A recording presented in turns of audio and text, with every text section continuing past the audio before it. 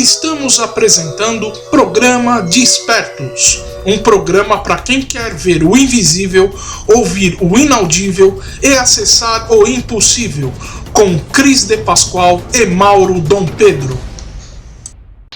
Olá pessoal, bem-vindos ao Despertos. Eu sou Cris de Pascoal. Eu sou Mauro Dom Pedro. Boa noite, pessoal. Bom, como sempre, o assunto é muito esclarecedor. Nós falaremos com Maria Carmen Pereira, que é MC Pereira, já esteve com a gente. Ela é autora da série de livros O Sol Negro, é formada em Química e PhD em Farmacologia pela Unicamp. Ela atuou por 25 anos na área de pesquisa científica, focada em cosméticos, farmacêutica, dermatológica e nutracêutica. Ela é autora da série O Sol Negro, que teve o primeiro volume já lançado em maio de 2013 com o título O Sol Negro, o Retorno das Sociedades Secretas do Vril. E agora, em julho de 2014, será lançado com o próximo título de O Sol Negro, a Cidade Secreta do Vril.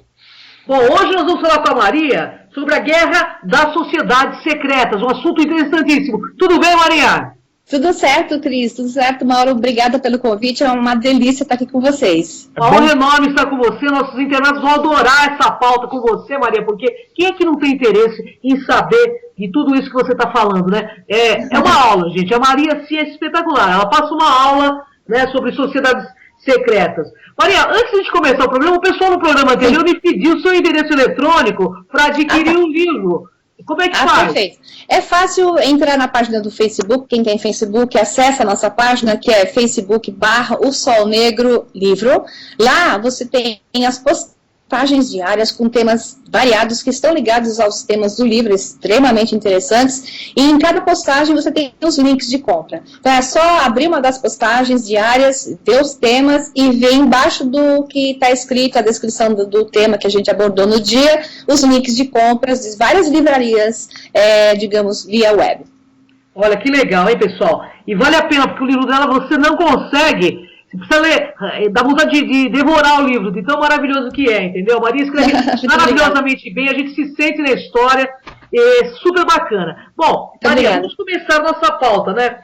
Vamos falar um pouco por que essa guerra das sociedades secretas e qual a influência de tudo isso no nosso mundo atual. Ah, sim. Antes de falar disso, eu queria abrir um pouquinho, a gente falou bastante de sociedades secretas, abrimos a origem delas no programa anterior, eu queria falar um pouquinho sobre como elas se classificam, para poder entender os seus perfis, né? Então, a gente tem diversos tipos de sociedades. Uma delas é a religiosa, que é a mais clássica e, digamos assim, a menos complicada. E as egípcias, né, da antiguidade eram muito conhecidas. As gregas, que a gente tinha uma iniciação de culto das deuses Deméter, Perséfone, que chamavam-se no local dos Eleuses, jardins dos Eleuses, e as militares, que são bastante assim admiradas, que como os templários. Você tem os templários franceses, templários teutônicos, com perfis diferentes. Os teutônicos saíram até a ideia dos hospitais, surgiram pela primeira vez em Israel, graças aos templários teutônicos. Então, os templários, a gente pode falar um pouquinho, a ordem foi fundada por Hugo de Payens em 1118, com o apoio do rei Balduino. E eles tinham o objetivo de proteger Jerusalém, proteger os peregrinos também, por causa das cruzadas, tinham que proteger a Terra Santa. E acabaram sendo que mesmo com voto de pobreza, eles eram nobres e tinham seus, digamos, as suas heranças e também tomavam terras, né, por onde eles iam passando. Então acabaram ficando bastante poderosos. E eles foram extintos em 1307, aspas, né, parcialmente extintos, ou assim, dispersos pelo rei Felipe IV da França, que mandou prender o Jacques de Molay, o famoso Jacques de Molay, ficou preso durante alguns anos até que ele foi queimado vivo, digamos assim, e 300 templários também chegaram a morrer, só que a maioria dos templários conseguiu fugir. E eles fugiram, parte para o Canadá, que essa é uma parte que vem uma discussão, né, porque eles já conheciam a existência da América do Norte, então eles seguiram mapas vikings e chegaram ao Canadá. A prova dos templários em 1307 1308 no Canadá existe, não é configuração de imaginação, existe a prova que eles estiveram lá, tanto quanto seus antecessores, os vikings, e a maior parte deles foi para a Escócia. onde eles criaram, na verdade, a derivação, o rito escocês, a maçonaria. A maçonaria deriva desses templários que ali estiveram. E outros templários que foram para o que é a Suíça hoje, né? Que naquela época não chamava Suíça, e criaram os bancos, né? A ideia dos bancos. Então, os templários tinham dinheiro e criaram isso. Então, essa era as ordens militares. Ordens judiciárias, como a do Tribunal de Vennes, né? Que tem a ver com a Idade Média e os julgamentos que existiam.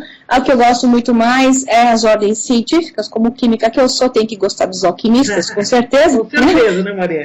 Sempre tive na minha veia os alquimistas, que especificamente ocultavam seu conhecimento, travestido do desejo de transformar o metal bruto em ouro. Isso era tudo blá blá blá, para esconder o principal objetivo alquímico, que era o domínio da mente sobre a matéria, a alquimia da ciência do espírito, era o que eles defendiam. Então, as lendas preservadas por professores do judaísmo, eles ensinam que o anjo do portal do Éden instruiu Adão sobre os mistérios da cabala e da alquimia. Note a influência da alquimia já, nas escrituras antigas. De fato, os estudantes de alquimia, hermetismo, rosacrucianismo e maçonaria, entre outros, eles lidam com essas teorias e as correlacionam. Então, a alquimia é uma parte importante e é uma das fontes que dá para a maçonaria e para todas as sociedades secretas o fundamento da transformação do bruto, da matéria bruta em algo etérico, e até a ideia da ascensão da gnose vem do conceito alquímico da transmutação do bruto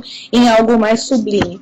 Então, a alquimia nos tempos do Egito Antigo ela era muito forte, era considerada a ciência suprema, né? Os caldeus, fenícios, babilônios eram os que dominavam aquele conhecimento, muito posteriormente os judeus é que se aproveitaram disso, e para proteger-se das perseguições que os alquimistas sofriam, eles fizeram esse disfarce, né?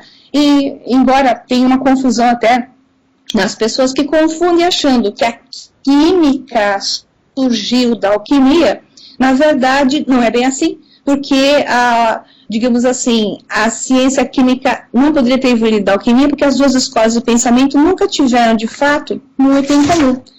A química lida com fenômenos objetivos e passíveis de serem verificados, comprovados, validados, enquanto que a alquimia lida com coisas abstratas, embora objetivas. É abstrato, só que eles põem o foco para transformar uma coisa em outra, porque o alquimista queria transformar uma coisa em outra. E para você fazer isso, como diz a Bíblia, naquilo que detiveres vossa atenção, assim será. E como diz a física quântica, uma onda no espaço, quando você a observa, ela se transforma em uma partícula.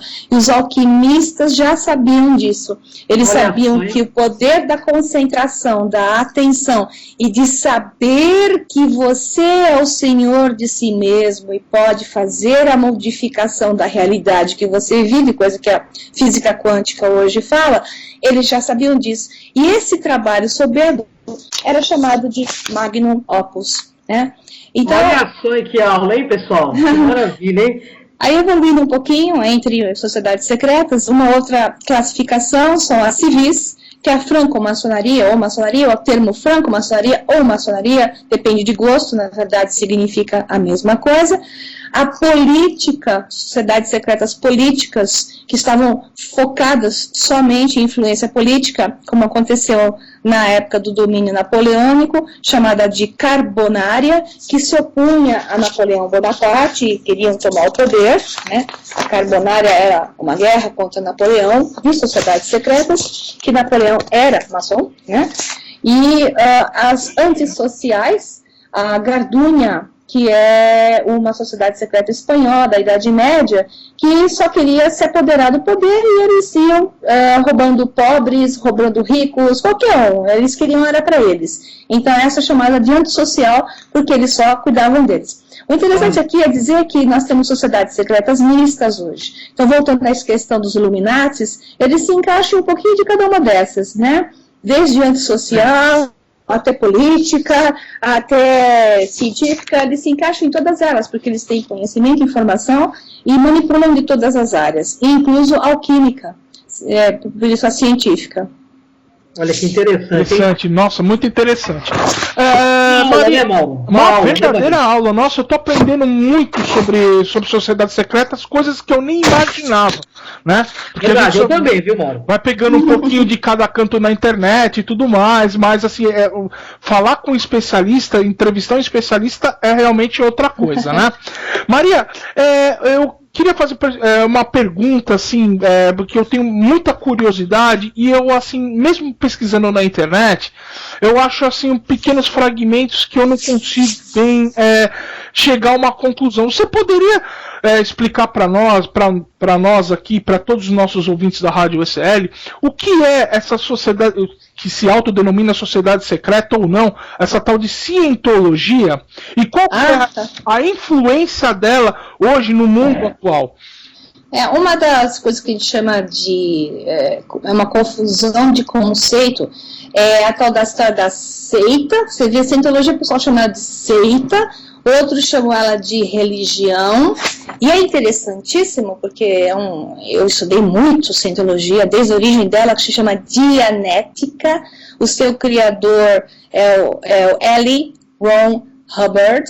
O Sr. Hubbard, eu acho que é uma das mentes mais inteligentes que já nasceram nesse planeta, e muito sincero, porque ele estudava muito. O que aconteceu é que esse homem viajou o mundo inteiro com o pai dele, que era engenheiro de obras, e ele se formou também em engenharia, se formou como físico, e tinha um conhecimento, digamos, muito grande, estudou tudo sobre todos os povos antigos e todas as culturas antigas. E ele chegou na seguinte conclusão: do jeito que estão as escrituras antigas, lendo tudo o que vai acontecer, ele tinha um termo que se chama assim, a pessoa vai ficar enturbulada, lendo vai ficar confusa, e quanto mais confusa, menos capacidade de aprender ela vai ter. E ele se dizia que ele tinha, então, entendido o que havia naquelas escrituras, e sendo um físico, sendo engenheiro, ele traduziu de uma maneira extremamente interessante. Ele apenas traduziu e trouxe para uma linguagem técnica, até científica, atualizando a compreensão. E criou a primeira coisa que ele criou, chamada Dianética. O interesse do Ron Hubbard era criar uma ciência que tivesse que fosse uma alternativa à psicologia e principalmente à psiquiatria, pois ele queria tirar as drogas do mundo. Porque ele dizia que essas ciências hipnotizavam e drogavam e descapacitavam o ser humano, e o objetivo dele era deshipnotizar e capacitar, habilitar o ser para se tornar o que se chama de Thetan, ou seja, ele dava a letra teta, né, que onde a alma, o que o ser realmente assume o poder sobre o que ele chama de MEST. É mais ou menos igual ao filme Matrix, né? Assume o poder sobre o MEST, que é M-E-S-T, que é material, matéria, energy, energia, space, espaço, e time, que é tempo. Ele dizia que o universo é uma matriz de matéria, energia, espaço e tempo, MEST. Ele diz que quando o ser é hábil e capacitado, é mais ou menos uma visão alquímica que eu acabei de dizer, e tira todo o padrão denso que tem ele se torna o teta livre.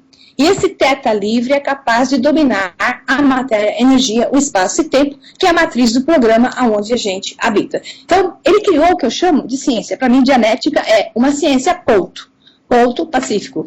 Porque a Dianética, ela é capaz de ser utilizada e ela reproduz e valida o seu resultado. O que aconteceu que durante o tempo que ele foi aplicando o processo de Dianética, que eu precisaria de um programa inteiro só para falar disso, e algumas horas, ele colidiu com incidentes de histórico, onde as pessoas na deshipnose lembravam de vidas de outras vidas, em outras linhas do tempo.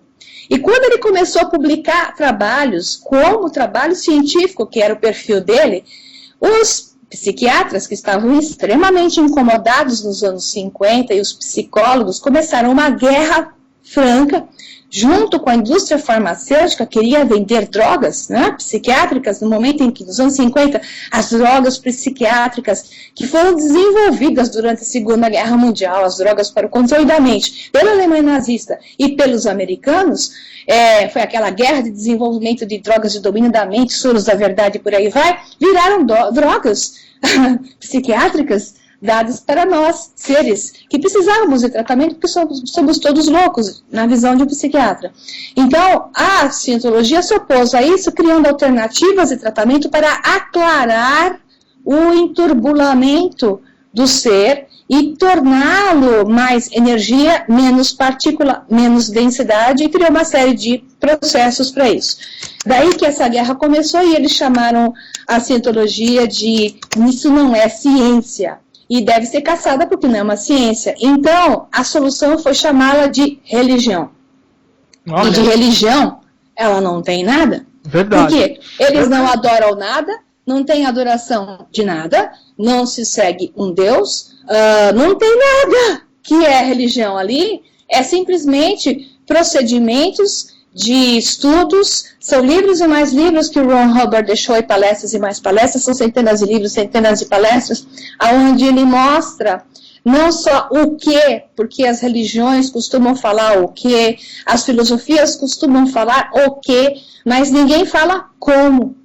O interessante e o atrativo da cientologia é que ela é focada no como trabalhar o universo físico e conseguir se tornar o senhor desse mestre, esse matéria, energia, espaço, tempo de ilusão do quantum que você vive e se aclarar, tornando-se esse teta, que você deixa de ser o efeito de algo, passando a ser a fonte geradora. Né? Então, a teoria é fantástica, os processos são fantásticos, mas eles são caçados por causa da indústria farmacêutica. Eles têm seus defeitinhos, porque, na verdade, com a morte do Ron Hubbard, eles viraram vendedores de livros, né? Vendedores de livros, vendedores de cursos, e é uma coisa meio paranoica, assim, batendo na porta, parecendo um testemunho de Jeová, querendo te vender aquilo sendo a única salvação do mundo. Não existe não existe a única salvação do mundo. Como farmacologista, eu digo que existe a seguinte coisa: para qualquer droga, qualquer doença, você tem o que se chama de voluntário reativo.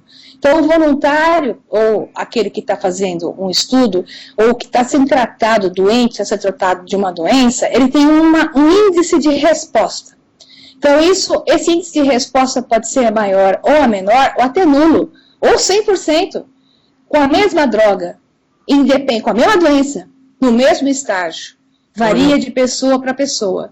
Então, o voluntário reativo, que eu chamo, ou seja, o doente reativo que dá resultado, é o mesmo índice que eu chamo em qualquer religião. Para mim não tem religião melhor, não tem religião pior, não tem filosofia melhor, não tem filosofia pior. Todas para mim servem. Quando alguém pergunta qual é a melhor, eu digo a melhor é aquela que melhor serve para você. Porque se ela servir para você e fizer você se transformar em um ser melhor, mais hábil, mais capaz, mais amoroso, mais preocupado com o todo, com o mundo, ela é o que você precisa. Okay? É isso aí. Isso aí, Maria. Eu queria fazer uma pergunta para você. Eu quero fazer uma pergunta que eu estou assim, morrendo de vontade de saber, Maria. Eu acho que o internauta também, eles vão acabar mandando um monte de perguntas e eu tenho certeza que essa é uma das perguntas que vai vir à tona, entendeu? Sim, sim. As sociedades secretas, elas brigam entre si, ou essa nova ordem mundial é coisa de uma união de todas essas sociedades secretas? Claro que elas brigam. Vamos contar a história da magia negra e a Segunda Guerra Mundial, então. Olha só, hein, pessoal, magia negra, um tema interessante, hein? Durante a Segunda Guerra Mundial, Hitler mandou fechar as maçonarias e ninguém entendeu, né? Porque, afinal de contas, Hitler era a favor do esoterismo. Hitler e todos os seus seguidores, né? O Himmler e companhia limitada, adoravam o conhecimento esotérico e o preservavam e uniam a ciência. Então, não fazia sentido mandar fechar maçonarias e sociedades secretas. Mas tiveram que fechar, porque dentro das maçonarias e de sociedades secretas diversas, havia os infiltrados. Esses infiltrados vinham de lodges, ou seja, lojas negras dos Dugpas, que são os da alta magia negra tibetana. E eles foram chamados pelo Winston Churchill, que era aconselhado por um ser extremamente complexo, que também eu posso chamar, que gostava muito do lado do mago negro, que é o Aleister Crowley. O Aleister Crowley tinha seus lados interessantes, um mago fantástico, né? Mas que virou para o lado, digamos, mais dark do que luz, né? E ele era conselheiro do Winston Churchill. E através do conhecimento de que a Alemanha nazista tinha com eles a Astrondonabitor, a Golden Dawn, né? A Golden Dawn fica mais fácil de falar o termo. A Golden Dawn, que é a aurora dourada, ela tinha os magos que trabalhavam com o foco do desenvolvimento esotérico e o domínio, incluso, da energia avril, que faz parte do campo eletromagnético do corpo, e a realização de, digamos, efeitos paranormais pelo ser, que é o que os magos desenvolvem e aprendem. Então, a Astro Argento e a Ordo Temple Orientes, que é a Otto e a Telema, que foram criadas pelo Winston Churchill, eles acabaram se associando aos Dugpas, que são esses magos negros, e esses Dugpas se infiltraram na Golden Dawn, conseguiram entrar dentro da sociedade Thule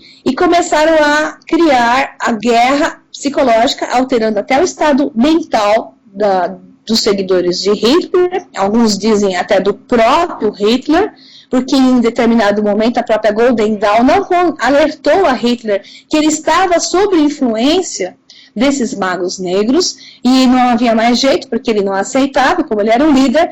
Isso pode explicar um pouquinho mais o lado, digamos assim, mais obcecado, e o porquê que houve o atentado contra Hitler, porque foi chamado que ele estava traindo o próprio plano nazista, e fez um erro horroroso, de propósito, mandando soldados, digamos, para lutar na Rússia, quando estavam em plena invasão pelos aliados. Então, essas coisas falam que foram as ações dos magos negros Dugpas, que são do Tibete Ocidental e do Butão, se vestem com uma roupa, com um chapéu vermelho e usam uma luva verde. Em algumas fotos da Alemanha nazista, a gente vê esse homem da luva verde, né? A gente tem chamado. E esse homem da luva verde é um dos magos dos Dugpas, que o Aleister Crowley chamou, foi até o Tibete, trouxe para brigar contra o Hitler. Incluso aquele sinal interessantíssimo do V de Vitória, do Churchill. Que o pessoal fala que é do demônio, né? Porque o símbolo V de Vitória foi criado para se opor ao símbolo do Sol Negro, que é chamado de Sol Negro, que é aquela suástica com 6 suásticas interligadas, ela tem 12 braços, e esse Sol Negro é o Sol, que é um símbolo ancestral ariano, é um símbolo da origem dos povos arianos, é um símbolo indo-ariano, por sinal, e significa o sol que brilha, é o sol central, né? E ele é um símbolo positivo. Então, o Aleister Crowley instruiu o Winston Churchill que ele devia usar a polaridade negativa para lutar contra o poder daquele símbolo. Então, quando o Churchill surgiu fazendo o Vzinho na mão, esse Vzinho não é o V de Vitória, que se incutiu na cabeça das pessoas para hipnose. É o homem invertido. É o homem invertido. Mas a gente vê muitas cenas dessas no Papa também, né? Fazendo. Quando alguém faz o Vzinho, eu falo, né? Por quê? Porque a energia é canalizada ao contrário, né? Então, em vez de ser que legal, que ruim. Na verdade, porque esse é um símbolo extremamente inversor da polaridade positiva, ligado às práticas negativas, como orgias sexuais, drogas. Pode ver que quem usa muito esse símbolo do chifrinho, pode ver, vive com droga, em show de rock que acaba com briga, briga o tempo todo. Você não vê esse Vzinho em situações de amor, esse negócio de paz amor com o V invertido dos hips, o que deu nos hips? Coisa boa não foi. Verdade. Interessante essa informação. Nossa, Interessantíssima. Inclusive, em cima dessa última pergunta, essa última resposta, Maria, sobre a simbologia com as mãos, que inclusive foi feita por Churchill. Maria, até que ponto é verdade ou mito? Muito se comenta a respeito da suástica nazista. Sim. Ela foi, na verdade, baseada na suástica budista, né? Antes disso. Antes disso. A suástica budista é baseada em um símbolo indo-ariano. Né? Exato. Então, esse símbolo ariano como um todo, você encontra ela em Tiwanaku, no Peru. Nossa! Pois é. Você encontra suásticas no mundo inteiro. Uhum. A suástica é tão ancestral, mas tão ancestral que não se sabe a origem. A suástica está ligado com a roda solar, o Sol. Né? Mas está ligado também a uma relação com a energia, porque o universo, ele gira, ele é circular, como os sufis falam, né, que ficam girando tudo. Sim, sim. Então, o universo está sempre em espiral. E a suástica, quando ela gira, ela cria a espiral. A questão é que a suástica nazista, ela girava em sentido anti-horário, né? E a suástica ariana comum, que você mais encontra, ela gira em sentido horário. Então, a suástica nazista foi colocada em sentido anti-horário porque eles queriam retornar a humanidade para a Era do Ouro. Então, Hitler fez um discurso, certa feita, aonde, acho que foi em 1939, se não estou enganada, falando do poder do terceiro olho, e falando que eles colidiram com informações de que um grande acidente natural na Terra destruiu as grandes civilizações que existiram com alto nível de conhecimento, seja Atlântida, qual seja, e essas civilizações estavam ligadas a esse símbolo da suástica. Então, quando a Nenerbe, que era chefiada por Himmler, né, que era o chefe da SS também, mas a Nenerbe era um grupo de geólogos, cientistas, historiadores, antropólogos, que foram juntados na Alemanha nazista para reconstruir a história do mundo, porque a história do mundo está errada. E eles sabiam disso. Então, eles mandaram esse grupo de cientistas pelo mundo todo, atrás dos locais aonde haviam suásticas, para que pudessem mapear a origem das suásticas e por que elas estavam lá. Se alguém me explicar por que ela está em Tiwanaku, no Peru, estampada em colunas, né, aonde acabou no 14, decentemente feito, dá para Tiwanaku 12 mil a 14 mil anos atrás, e algumas teorias mais assim, que querem se manter academicamente falando, falam em 5 mil anos atrás.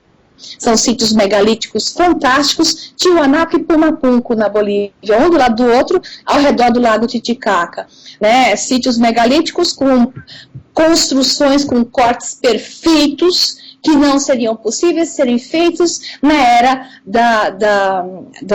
digamos que o ferro era desconhecido, era do bronze, com martelinhos de bronze, impossível quebrar aquelas pedras, que são as pedras mais duras que existem, segundo alguns especialistas que têm vídeos deles na internet, livros publicados. Né?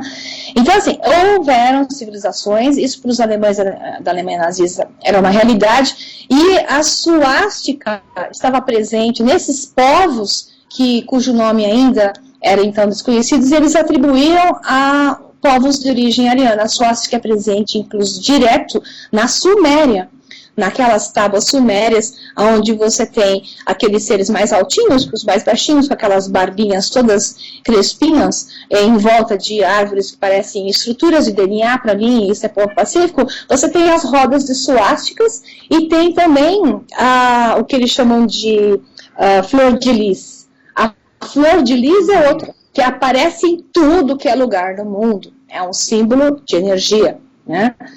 E que é muito parecido com a simbologia da suástica. Ô Maria, uma pergunta que não quer calar aqui, hein? O que você acha, no seu ponto de vista, que vai converger essa guerra das sociedades secretas? Para nós, réis mortais aqui. Eu acho que o que está acontecendo agora, sim, os fracos estão perecendo. E os fortes que, infelizmente, não têm intenção de fazer o bem para o maior número de pessoas, mesmo em detrimento de alguns, Né? Isso seria o que a cientologia define bem e mal da seguinte forma. A cientologia tem uma definição bastante boa. O que é bem e o que é mal? O bem é algo que é feito para o maior número de pessoas, mesmo em detrimento de alguns. Né? Agora, por exemplo, você está sendo assaltada, entra um ladrão na sua casa, quer matar a sua família, você tem um revólver na gaveta, a Igreja Católica diz, não faça nada, não bate. E a cientologia diz, pega o revólver e mate o ladrão, se você puder, para salvar a sua família. Então você vai defender o maior número de pessoas, mesmo em detrimento de alguns. Agora, o que acontece nas sociedades secretas, poderosas, que estão tomando cuidado do mundo, é o maior benefício para o menor número de pessoas, em detrimento da maioria. E as pequenas estão fenecendo, as pequenas estão dando, como se diz em inglês, fading out. As grandes que estão se juntando, e as que estão médio tamanho se juntam com as grandes, e estão buscando seus próprios interesses. O mundo está convergindo para uma coisa que é o poder de um só. Nós estamos indo para um fascismo mundial. O nazismo, a ideia nazista foi remodelada, ela foi associada ao socialismo, associada a uma democracia que nunca existiu, e hoje está sendo implantado o fascismo mundial. Controle de informação, controle de tudo, você não tem informação direito, você não pode falar nela, o povo está hipnotizado por uma informação deturpada, só acha aquilo que a mídia coloca, a propaganda nazista era fortíssima na época de Hitler, deu um show de bola para colocar na cabeça das pessoas uma coisa que naquela época, né, parecia ser ótimo para os alemães, porque a Alemanha ressurgiu das cinzas e se tornou um poderio do pós-guerra tão rapidamente. Stalin, que matou 20 milhões de pessoas, ou 26, segundo outros, muito mais do que suposta morte de Hitler imposta aos judeus. Stalin, na Rússia, derrubou o regime dos Romanov e instalou ali um regime poderoso, matando 20 milhões de pessoas, colocando uma propaganda fortíssima, dizendo que ele era um santo maravilhoso, o divino, e ia matando. Matou 20 milhões de pessoas, e deve ter sido tão boa essa propaganda, que até hoje Hitler é chamado de o grande massacrador de seres, enquanto que Stalin, que matou 20, parece que passa incógnita, e tem gente que fala, adora o socialismo, adora o comunismo, e Stalin instalou isso, matando 20 milhões de pessoas. Então, assim, a propaganda é que está mandando na cabeça das pessoas, e a ideia surgiu naquela época. Que a propaganda, o que se diz na televisão, o que se diz nas revistas, o que se diz, né, que as pessoas não procuram, não pesquisam, não vão atrás, mas agora que o controle da internet vai ficar pior ainda, elas vão acreditar naquilo que está sendo dito ali. Acabou. Verdade. Pior que é verdade, né, Maria? E eu digo que nós estamos perdidos, porque o povo está mais adormecido do que nunca. Com certeza. Bom, Cris, eu acho que acabou o nosso tempo. Bom, Maria, eu gostaria que você deixasse uma mensagem final para o nosso internauta de como sair dessa Matrix. De uma hora nós vamos falar como sair dessa Matrix, é você mesmo que vai abordar o tema. Bom, para sair da Matrix tem a seguinte mensagem: ache o buraco do coelho, né? Ou seja, você vai ter que, como diz o Matrix, né? Você tem que acordar. Você tem que olhar e entender que a informação que te é dada não é aquela. Pense com a sua própria cabeça. Busque dados, porque se ficar sem dados, não tem como processar. As pessoas que mais erram não são as que não sabem, são as que acham que sabem. E na verdade elas não sabem, porque elas julgam mais errado ainda. Então, a informação ela tem que ser buscada, ela não está disponível, a verdade ela não está disponível facilmente, mas você encontra, se você quiser. Então, se você estiver pronto, knock, knock, desperte. É isso aí, porque o mundo, afinal de contas, é dos despertos, né? Maria, gratidão pela tua presença, e este ano nós estaremos com a Maria Pereira, também com o Naibiel Levi, que é um criptólogo, e ele vai falar do Kabbalah, e nós vamos intercalar esses programas para vocês, para que vocês possam entender um pouco de tudo isso que nós estamos aqui com esses mestres aí revelando. Gratidão, Maria, uma honra enorme. Muito obrigada, adorei falar com vocês. Uma honra enorme, Maria. Obrigada, Mauro Dom Pedro. Opa. Porque o mundo, né, Maurão? Aqui é dos despertos. Com certeza. Até mais, pessoal. Boa noite. Até mais, pessoal. Até a próxima semana. Um grande beijo. Boa noite. Tchau, tchau. Tchau. Acabamos de apresentar Programa de Espertos.